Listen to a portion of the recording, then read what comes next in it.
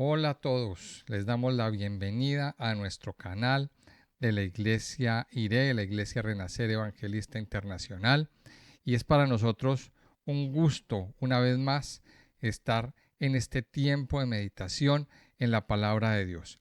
Este espacio que apartamos cada día para sumergirnos en las Escrituras y para recibir de parte de nuestro Padre Dios palabras de amor, palabras de sabiduría, palabras que nos edifican y que nos ayudan a crecer. Mi nombre es Carlos Muñoz y en nombre de la Iglesia IRE saludo a todos aquellos que nos escuchan a través de este medio, a los familiares, a los discípulos, a los consiervos y a todo aquel que anhela cada día recibir el mensaje de la palabra de Dios, sumergirse en ella y recibir ese aliento que Dios tiene para cada uno de nosotros. Y antes de iniciar la meditación del día de hoy, bueno, los quiero invitar a que escuchen este audio hasta el final, a que lo compartan con otras personas, a que le den me gusta, a que se suscriban a nuestro canal, a que nos dejen sus comentarios, sus preguntas, sus impresiones para seguir aprendiendo más y más de la palabra de Dios. Nuestra misión como iglesia es llevar la palabra de Dios, llevar el mensaje del Evangelio cada día a más y más y más personas. Y bueno, les agradecemos que ustedes nos ayuden a hacerlo compartiendo los videos, poniéndolo en sus grupos, en sus estados y haciendo todo lo que les acabo de decir. Vamos a continuar entonces la meditación del día de hoy, nuestros estudios de la palabra de Dios en el Evangelio de Mateo. Estamos estudiando este hermoso Evangelio que es pues el que inicia el estudio del Nuevo Testamento y es el que nos introduce en este mensaje tan especial que es el Evangelio. Recordemos que el Evangelio son las buenas noticias. Eso significa la palabra Evangelio. Buenas noticias. ¿Y buenas noticias por qué? Porque el mundo en ese momento, el pueblo de Israel, estaba sumergido en un caos a nivel político, en un caos a nivel religioso, en un descontrol en todos los niveles. Recordemos que el Imperio Romano estaba en su pleno apogeo, dominando, estaba imponiendo su mano dura, su mano fuerte en este tiempo en Israel. Recordemos que lo que hacía el Imperio Romano era imponer su cultura, imponer su religión, imponer sus costumbres o tratar de imponer sus costumbres y todo esto por encima de un pueblo que era el pueblo de la Biblia, el pueblo que creía en el único Dios verdadero.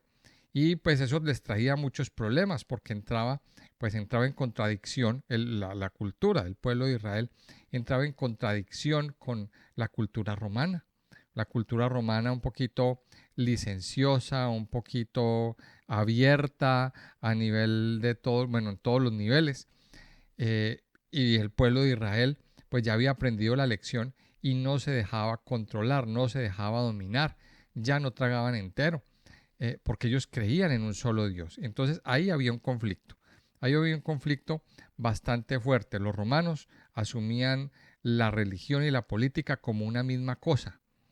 Entonces, claro, no adorar a uno de sus dioses, pues era ir en contra de Roma, era ir en contra del César, era ir en contra del gobierno, de los gobernantes. Entonces, pues eso lo asumían ellos como un brote de rebeldía y, y lo asumían como una amenaza política.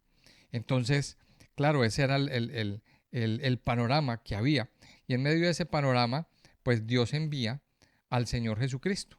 Dios envía al Señor Jesucristo y empieza el Señor el ministerio con un mensaje de esperanza, un mensaje bien edificante.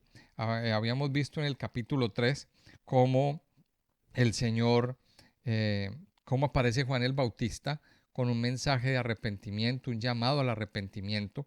Aparece el Señor Jesucristo y es bautizado y veíamos pues que es el cumplimiento a nivel profético del, de la preparación de la investidura del sumo sacerdote.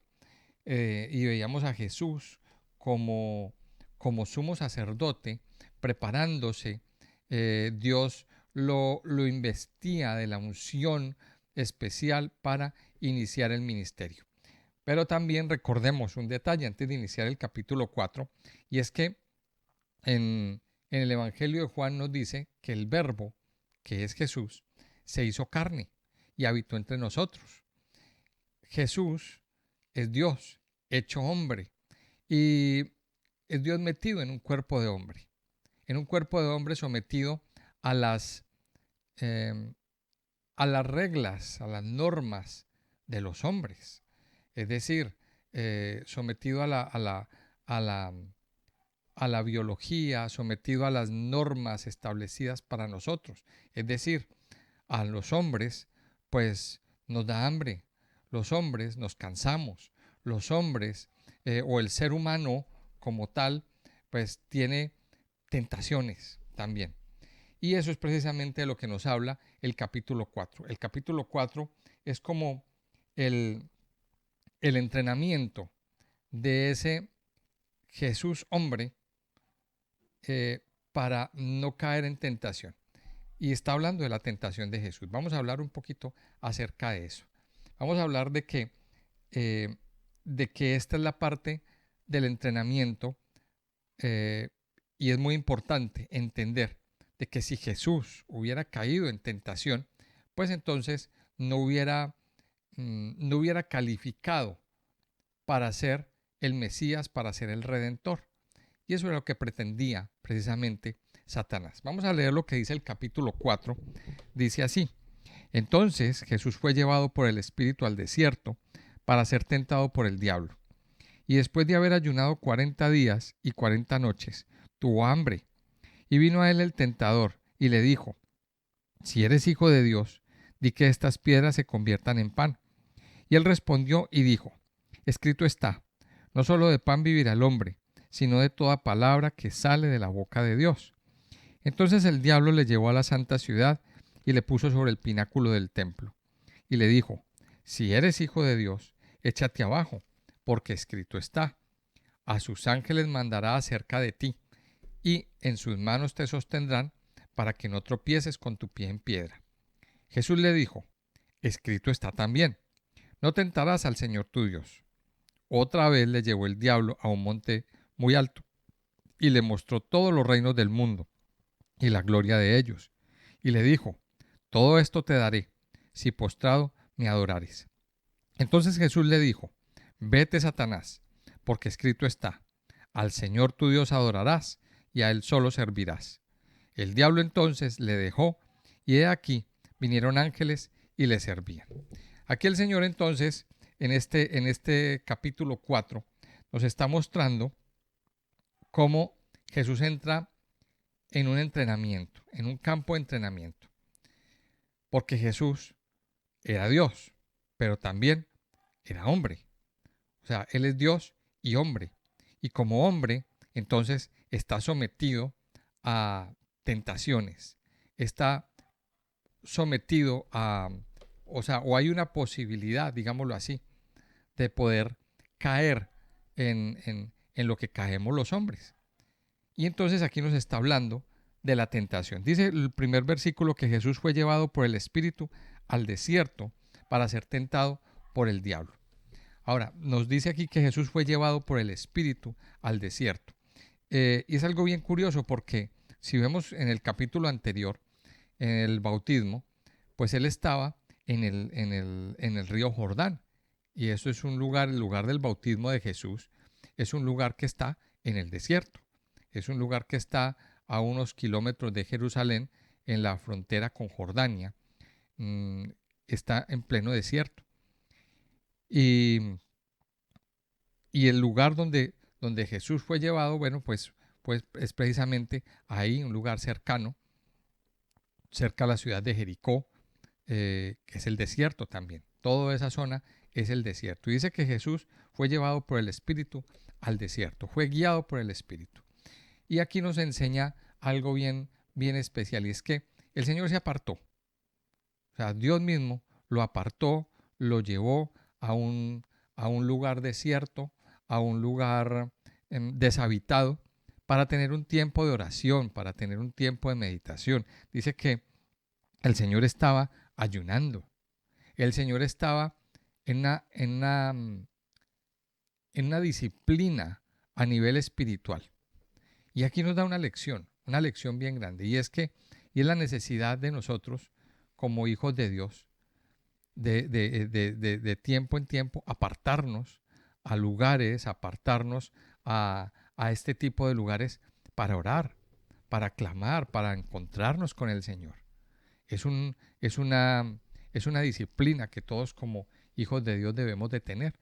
Y aquí Jesús lo hizo. Jesús se apartó, el Espíritu Santo lo llevó, lo guió a un lugar desierto a orar, a clamar, a ayunar. Ahora, dice aquí claramente el objetivo en el capítulo 1, para ser tentado por el diablo. Es decir, Jesús sabía que iba a recibir una prueba. Jesús sabía que iba a recibir, que iba a haber un tiempo de prueba. Seguramente él no sabía cuándo. Seguramente él no sabía cuándo. Pero él debía prepararse. Mire, y esto nos da una lección. Este tiempo de ayuno que el Señor tuvo era para aprender a refrenar o aprender a controlar las tentaciones que llegaban a su vida como hombre. Y aquí vamos a hablar un poquito de la tentación. ¿Por qué? Porque la tentación es esa estrategia que utiliza el enemigo para llevarnos a caer, para llevarnos a perder lo más precioso que tenemos, que es nuestra santidad. Porque el enemigo sabe que si perdemos nuestra santidad, perdemos nuestra comunión con Dios, perdemos eficacia y no avanzamos. No avanzamos. Entonces, la pregunta aquí es, ¿cómo vencer la tentación? Miremos que aquí en el capítulo 3 y en el capítulo 4 nos va mostrando un proceso. Primero vino un arrepentimiento, nos habló del arrepentimiento. Luego nos habló del bautizo, de tener un compromiso, de tener un compromiso firme con el Señor. Pero luego nos habla de cómo lidiar con la tentación. Y vamos a aprender aquí, aprendemos en este capítulo, cómo lidió el Señor Jesucristo con esa tentación. Ahora también vemos otra cosa. El diablo se atrevió a tentar al mismo Señor Jesucristo. El diablo se atrevió a tentar al mismo Señor Jesucristo. Si el diablo se atrevió a tentar al mismo Señor Jesucristo, pues imagínese qué no podrá hacer con nosotros. Ahora, ¿por qué el diablo tentó al Señor Jesucristo? Porque sabía que si el Señor caía en pecado, pues ya no iba a poder ejercer la salvación de nuestras vidas. O sea que iba a tener un ministerio fracasado. El Señor ya no calificaría para ser nuestro Redentor y nuestro Salvador. Por eso esto era crucial. Ahora, ¿qué hizo el diablo? El diablo utiliza una estrategia. Dice en el versículo 2, dice que después de haber ayunado 40 días y 40 noches, tuvo hambre. Ahí se ve la humanidad de Jesús. El Señor era Dios, el Señor Jesucristo era Dios, pero también era hombre. Y como hombre, tuvo hambre. Como hombre tuvo hambre. Y hay varios, y nos encontramos a lo largo del Evangelio, las muestras de la humanidad de Jesús. Aquí vemos una. Él tuvo hambre. Él tuvo hambre. Más adelante nos encontramos que el Señor se acostó a dormir en una barca. El Señor se acostó a dormir en una barca. ¿Y eso qué quiere decir? Que estaba cansado, que tenía sueño. Y así vamos a ver a lo largo del Evangelio varias muestras de la humanidad del Señor. El sufrimiento que tuvo en Getsemaní, su agonía, todo esto es muestra de la humanidad. Entonces miremos que vino el tentador y le dice unas palabras. Y aquí en el versículo 3 nos encontramos un versículo que quizá ha sido mal traducido por los editores. En nuestras versiones, la versión Reina Valera, por ejemplo, dice, si eres hijo de Dios, le decía el tentador. Ahora miremos cómo se refiere Mateo a este ser. Dice, el tentador. Vino el tentador, aquel que está, que viene a tentar la vida de las personas. Dice que vino el tentador y le dijo, y mire lo que le dice, si eres hijo de Dios. Ahora, este versículo ha sido mal traducido, porque este versículo debió haber sido traducido desde el griego que es el idioma original del Nuevo Testamento, dice, ya que eres hijo de Dios. O sea, el tentador reconocía que él era el hijo de Dios. Dice, ya que eres hijo de Dios, entonces di que estas piedras se conviertan en pan. Y entonces el Señor le responde y les dice, escrito está. Entonces aquí vemos en esta tentación de Jesús varias cosas. Lo primero es que el tentador, el diablo, utiliza tres mensajes o toca tres temas de la vida de Jesús que son vitales y que son tres temas en los que el ser humano es tentado. Y lo primero lo tienta, pues, de acuerdo a la primera tentación es de acuerdo a la necesidad más básica. Entonces recordemos que el Señor tenía hambre. Y cuando uno tiene hambre, pues quiere comerse hasta las piedras, como dice el dicho. Entonces aquí le aparece el tentador y le dice, usted tiene hambre. Bueno, ya que usted es hijo de Dios, entonces pues haga que las piedras se conviertan en pan. La segunda tentación le dice el enemigo, bueno, ya que usted es hijo de Dios, entonces, mire, hágase en ese precipicio y échese abajo. Pues no, que usted es hijo de Dios, Dios le manda a los ángeles. Entonces, utiliza como base un pasaje de la Biblia que está en el Salmo 91. A sus ángeles mandará acerca de ti y en sus manos te sostendrán para que no tropieces con tu pie en piedra. Y Jesús también le da una respuesta. Pero también hay una tercera tentación, que es que lo lleva a un monte muy alto, le muestra todos los reinos del mundo y la gloria de ellos y le dice, todo esto te daré si postrado me adorares. Mire, le muestra tres cosas. O sea, con tres cosas Satanás tentó al Señor. Lo primero, con la necesidad básica, con ese deseo de la carne, el hambre. Y esa es una de las principales tentaciones que Satanás utiliza para hacer caer al hombre, el hambre. Entonces, por el hambre es que muchas personas, o por la necesidad, que muchas personas caen en cosas tremendamente fuertes. Por la necesidad, muchos caen en negocios ilícitos. Por la necesidad, muchos caen en la prostitución.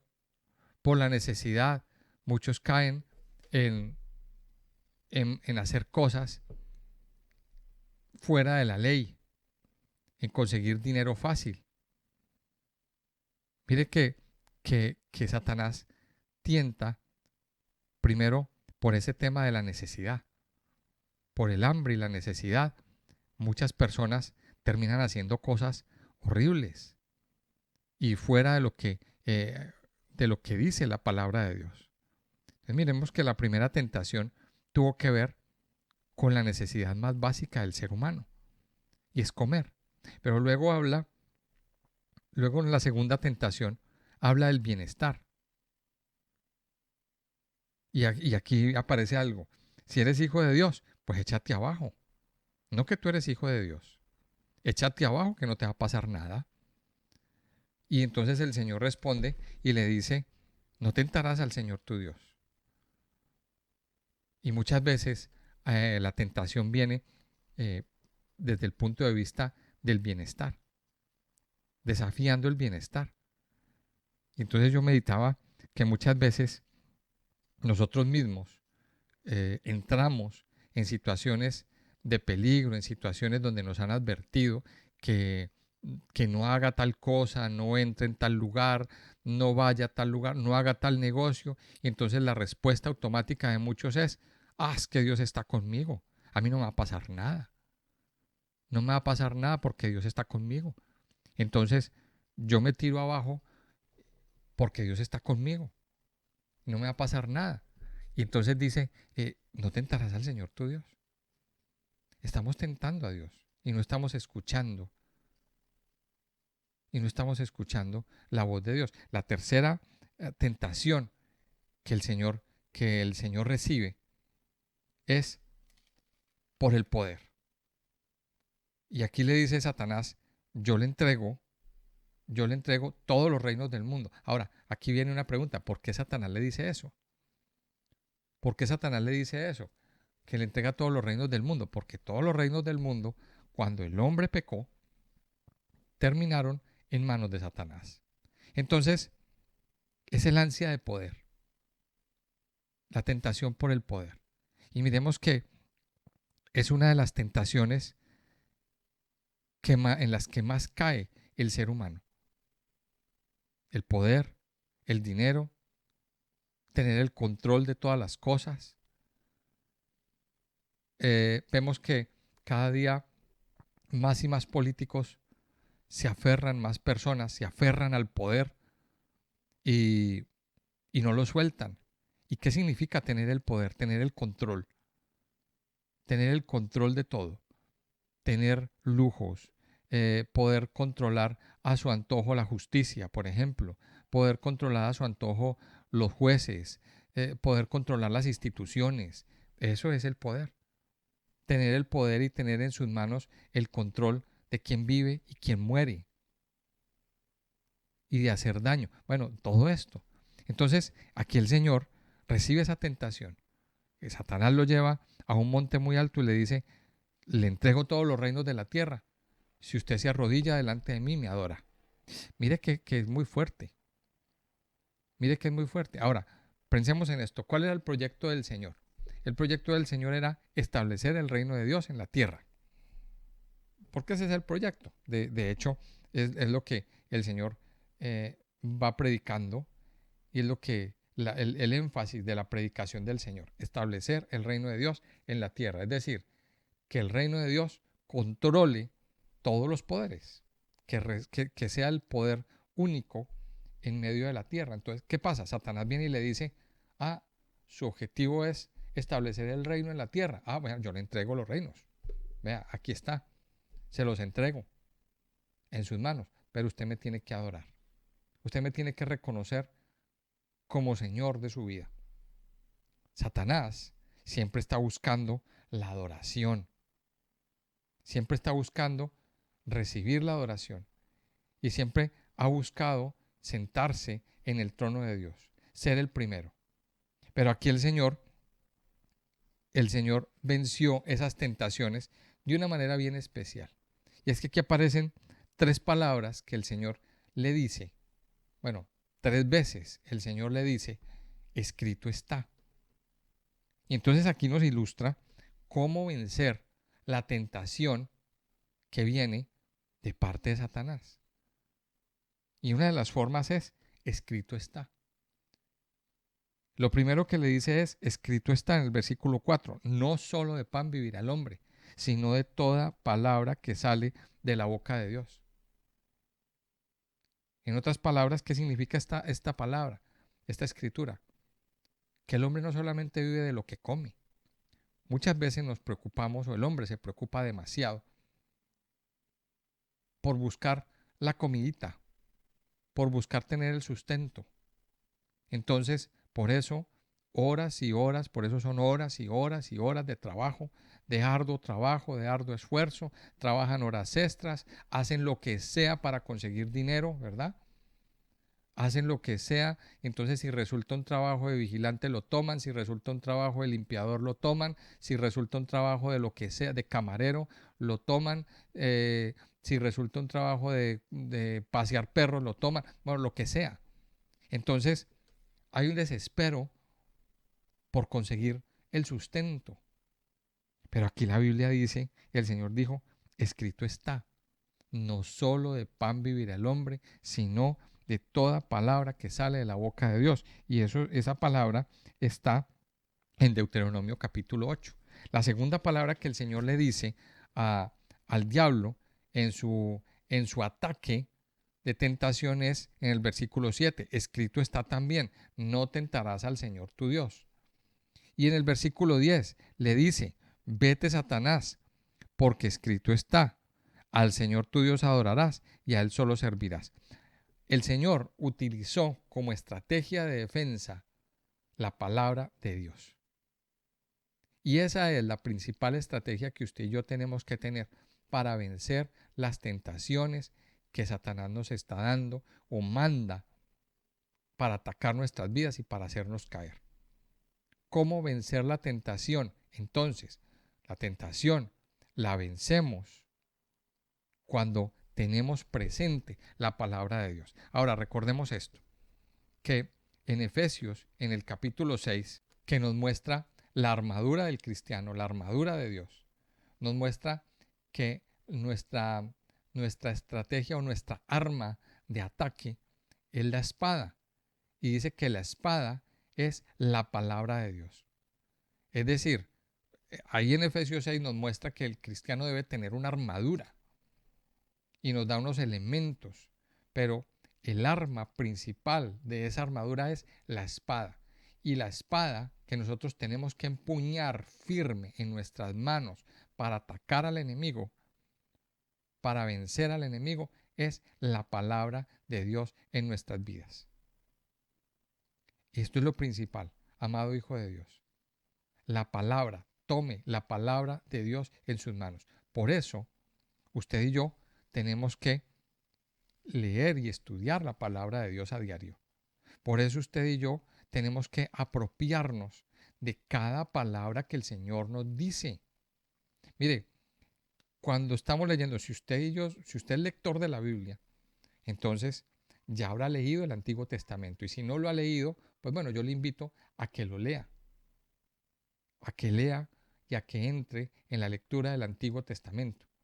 Y en ese Antiguo Testamento nos vamos a encontrar mandamientos, nos vamos a encontrar instrucciones, nos vamos a encontrar promesas, nos vamos a encontrar un libro, ahí en medio hay un libro muy especial que es el libro de los Salmos, que nos ayuda a cómo orar, cómo tener nuestros tiempos de comunión delante de Dios. Los proverbios nos dan palabras de sabiduría, guía para tomar decisiones. Mire, la palabra de Dios a nosotros nos da la fortaleza. Y ahí donde está el arma principal para que usted no caiga, para que no caigamos en la tentación. También la palabra de Dios nos enseña con respecto a la tentación algo bien especial. En el libro de Santiago, capítulo 1, versículo 12, dice lo siguiente: Bienaventurado el varón que soporta la tentación, porque cuando haya resistido la prueba, recibirá la corona de vida que Dios ha prometido a los que le aman. Cuando alguno es tentado, no diga que es tentado de parte de Dios, porque Dios no puede ser tentado por el mal, ni Él tienta a nadie, sino que cada uno es tentado cuando de su propia concupiscencia es atraído y seducido. Entonces la concupiscencia, después que ha concebido, da a luz el pecado, y el pecado, siendo consumado, da a luz la muerte. Miremos que aquí este pasaje de Santiago nos aclara varias cosas. Primero nos habla del varón que soporta la tentación. O sea, la tentación se puede soportar. La tentación, a la tentación le podemos decir que no. La tentación es, haga de cuenta, como cuando llega alguien a su casa o lo llama a alguien a su casa a venderle algo. Y entonces ese alguien que llama, que hoy es muy común que nos llamen desde muchas partes, desde centralitas telefónicas, a ofrecer una promoción, a ofrecer un plan de móvil o de teléfono celular o de lo que sea. El oficio del vendedor es crear la necesidad. Pero entonces ya en nosotros está escucharlo, decir que sí o decir o plantarnos y decir no, no lo escucho, no lo escucho. El tentador hace eso. El tentador hace llamadas. El tentador nos muestra planes, a veces muy apetecibles, a veces muy acogedores. Vea, venga, compre esto, este plan, estas vacaciones, este plan de teléfono, mire, tal cosa. Ese es el oficio de él, para que usted termine endeudado y para que usted tome una decisión, a veces una mala decisión. Muchas de esos planes supuestos, hablándolo pues en término físico, muchos planes de esos supuestos, de esos planes al que nos llaman y que nos ofrecen, son estafas. Y el enemigo también utiliza esa estrategia para estafarnos, para hacernos caer, para robarnos nuestros recursos, lo más valioso que tenemos, que es la santidad, y que nosotros no agrademos a Dios. El enemigo nos estafa también. Entonces miremos que dice cuando alguno es tentado, dice aquí en Santiago, no diga que es tentado de parte de Dios, porque Dios no puede ser tentado por el mal, ni Él tienta a nadie. O sea, la tentación no viene de Dios. La tentación no viene de Dios. La tentación viene de quién? Del tentador, como dice ahí en Mateo capítulo 4. Ese tentador que viene a querer dañarnos. Entonces, mis amados, ¿cómo escapar de la tentación? Esa es la gran pregunta. Una de las oraciones que el Señor hacía, que lo encontramos más adelante en Mateo capítulo 6, cuando el Señor les enseña a los discípulos a orar, el Señor les dice, lo primero, no nos dejes orarle al Padre, no nos dejes caer en tentación y líbranos del mal. ¿Por qué? Porque el ser humano es muy dado a caer en tentaciones. Y eso es lo que el enemigo quiere, dañar nuestra santidad, dañar nuestro caminar, hacernos un hueco en nuestro presupuesto, en nuestra vida, dañarnos. Entonces, ¿cómo vencer las tentaciones? Con el escrito está. Cuando usted y yo tenemos presente la palabra de Dios, cuando usted y yo nos apropiamos, agarramos la palabra de Dios y estamos seguros y confiados. Ahora, aquí hay otra cosa, también en este pasaje que estamos estudiando el día de hoy, y es que Satanás usó la palabra de Dios. O sea, Satanás también conoce la palabra. Satanás también conoce la Biblia. Y él utiliza la palabra de Dios para tergiversar. Entonces, aquí está la tarea, no dejarnos engañar. No dejarnos engañar por esa supuesta palabra que nos están diciendo. Aquí nuestros ojos tienen que estar muy abiertos. Nuestros oídos espirituales tienen que estar muy abiertos de saber quién es el que nos está diciendo esa palabra.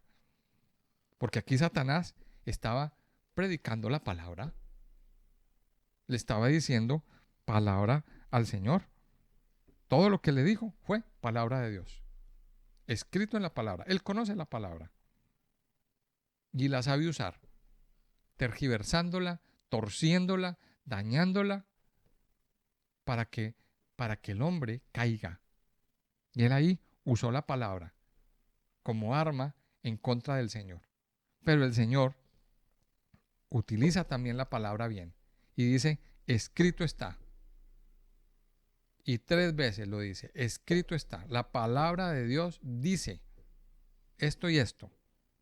Entonces, el arma para vencer la tentación está en la palabra de Dios. El arma para vencer al enemigo está en la palabra de Dios. Y dice el versículo 11, ya para terminar, y es que el diablo entonces le dejó. Y de aquí vinieron ángeles y le servían. O sea, el diablo ya no puede hacer nada más cuando usted y yo tenemos claro lo que dice la palabra de Dios. Por eso yo hoy quiero invitarlos a que Estudien la palabra. Esta es nuestra campaña de esta época, de esta temporada. Estudie la palabra de Dios. No se quede solamente con escuchar este audio. Tome su Biblia y lea. Tome su Biblia y lea. Así de simple.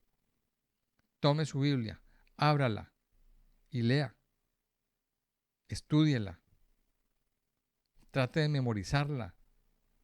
Trate de meditarla. Pregúntele al Señor, Señor, ¿qué quieres decirme? ¿Qué quieres hablarme hoy? ¿Qué significa esta palabra? Ayúdame a obedecerla. Eso es lo que tenemos que hacer.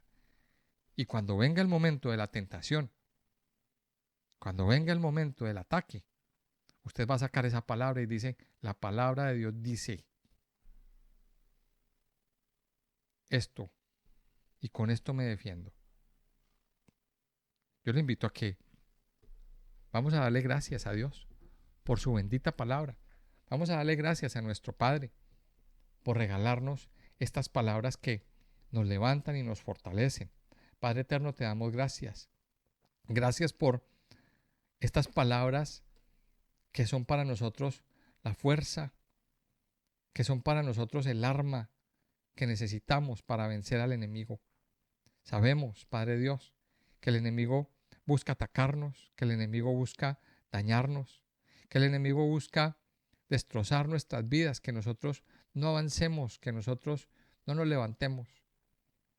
Pero te damos gracias porque nos has dejado tu palabra que es viva y que es eficaz, tu palabra que es espada de dos filos, tu palabra que es la espada, Señor, con la cual nos podemos defender y podemos atacar y hacer huir al enemigo. Padre amado, gracias por tu palabra. Gracias porque en tu palabra podemos encontrar el aliento, la fuerza y todo lo que necesitamos para estar de pie ante todos los ataques del enemigo. Ayúdanos, Padre, a tener nuestros ojos abiertos, nuestros oídos abiertos, estar atentos a lo que tú dices en tu palabra. Ayúdanos, Señor, a escuchar, a oír atentamente tu voz, a estar todos los días anhelando recibir de ti una palabra que nos fortalezca, que nos levante, que nos llene, que nos sacie, que nos ministre y que nos ayude a permanecer firmes ante todo ataque del enemigo. Padre, yo te doy gracias.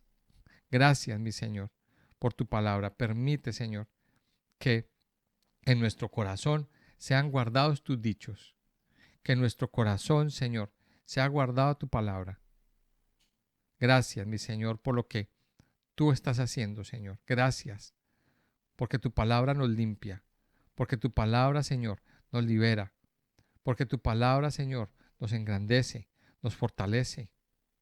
Gracias, mi Señor, porque tu palabra nos limpia nuestra mente y nuestro corazón y nos cambia, Señor, toda perspectiva de vida. Ayúdanos cada día a amar tu palabra, a confiar en tu palabra, Señor.